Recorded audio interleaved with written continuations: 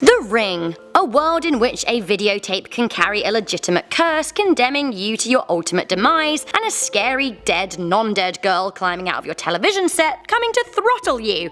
Lucky it isn't real because it sounds pretty awful. But what if it was? Hello and welcome back to Life's Biggest Questions, the channel that likes to answer a plethora of queries, no matter how crazy, because curiosity and imagination are two of the greatest characteristics to have. I'm your host Rebecca Felgate, and today I'm asking, what if the Ring was real? Before we get into this video, I want to ask you guys what you would do if Samara and the curse of the videotape were real. I've got some schemes up my sleeve that I'm gonna let you know. Also, do let me know what scares you the most. For me, it has to be little girl ghosts, so this video is pretty intense. As I said though, tricks up that sleeve. Also, while you're down there leaving me a comment, why don't you like this video and share it with a friend you want to scare today. Also, why don't you click on that subscription button, because you aren't gonna want to miss the month of spooks we have planned running up to Halloween. Okay, if the Ring was real, then it would mean that a malevolent, possibly demonic, incarnate preteen girl called Samara was adopted by an infertile woman, and somehow her traumatic life and death left a curse upon us and the world. This curse will then have materialized in the form of a videotape that, if watched, curses the viewers to die within 7 days, unless they make a copy and show it to someone else, who in turn will die if they don't copy it and show it, and so on and so forth. Cursed people will be notified by telephone call, which is pretty polite if you ask me. And then, if nothing's done, the ghost of Samara will climb out of a television and come to murder you. Yikes! Or at least that's how things were in the early noughties, in the dwindling era of the videotape. But like, come on, it's nearly 2019. Nobody even watches a VHS these days. In fact, some people watching this video may have never watched a VHS in their lives. God, I'm old. If the Ring was real and you were cursed, I'm not sure it would be so easy to trick people into watching a videotape to save your life. If someone, these days, tried to pass one off on me, I'd be like, sorry mate, I haven't owned a VHS player in about 15 years. Would this not be a green light to burn all VHSs forever? They're defunct now anyway. Burn them, get rid of them. See you later, Samara. But ho, no. I'm guessing the ghost of old Sam ain't no technophobe. The curse probably had a DVD phase. Remember those? And now we're living in the age of MP4 curses. Curses we can share on our phones. How do you even copy an MP4 anyway? You download it and re-upload it, I guess, and this kinda breaks my high quality video enjoying heart. In the age of 4K video, Samara's piddly little 240p offering will be super low quality, bless her pixelated cotton socks.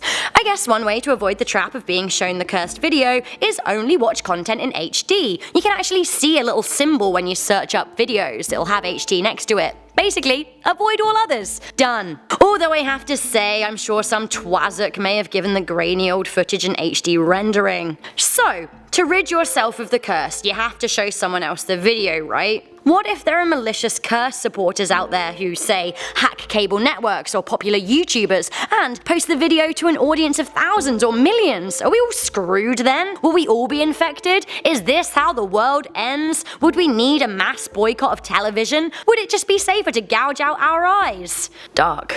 Maybe our clickbait culture would embrace a curse. YouTubers like Jake and/or Logan Paul would release videos like, OMG, I'm cursed. Remember in The Ring where every cursed person appears blurry in photographs? I wonder if that also applies to videos. Imagine how many views a cursed blurry host would get. Trust the Pauls to try it. It is, after all, every day bro. Or every day for 7 days. The thing is though, with their vast platforms, it would be easy for them to pass on the curse and survive once they milked it. Would they even feel a sense of responsibility for those they infected? But you know what? Hold on a second and wait, guys. Things have changed a lot since 2002. That phone call that cursed people would get? In the age of caller ID, why don't we just block unknown numbers? Haha, can't warn me now. I guess that sneaky ghost could send an SMS or a WhatsApp though. Stop sliding into my DMs, Samara, you creep. Okay, but I actually think that I've cracked it. Samara crawls out of a TV, right? 2002 was the time and age of the big bulky television. It was a status thing. People do still have the odd widescreen, sure, but these days the majority of content is watched on our phone or a tablet. Sure, Samara could crawl out of a widescreen, but good luck getting your wide load through my regular sized iPhone 8, babe. The best thing she could do is poke a few fingers through. Unless, I guess, she could come out as a tiny sized Samara, in which case, can't we just, like, stamp on her? To be honest though, even if she appeared full size and we were ready for her, can't we like shoot her or something? Ooh, new Life's Biggest Questions video for you. What if we nuked Samara from the ring? To be honest, at this point, I'm only half joking. In the Ring novels, the curse is actually a smallpox virus, which somehow plagues itself upon viewers of the video. Can we find a cure? If the Samara curse was our first ever digital pandemic, surely we would pool our energies into finding a cure. I believe in the power of science over the power of little dead girl spooks any day.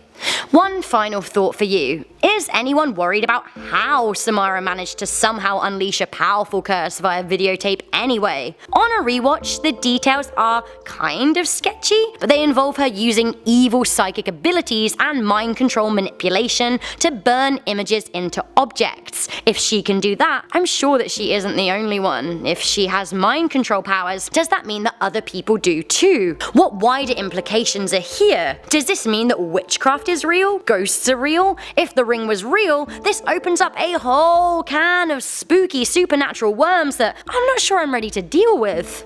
So, to conclude, if the ring was real, we would basically either need to accept it and gouge out our eyes, rid ourselves of all playable tech, or find a way to eradicate the curse. I know which I'd prefer, but which would you? Let me know in the comment section down below. Thank you guys for watching this video. Once again, do let me know your thoughts and let me know what scares you the most in the comment section down below.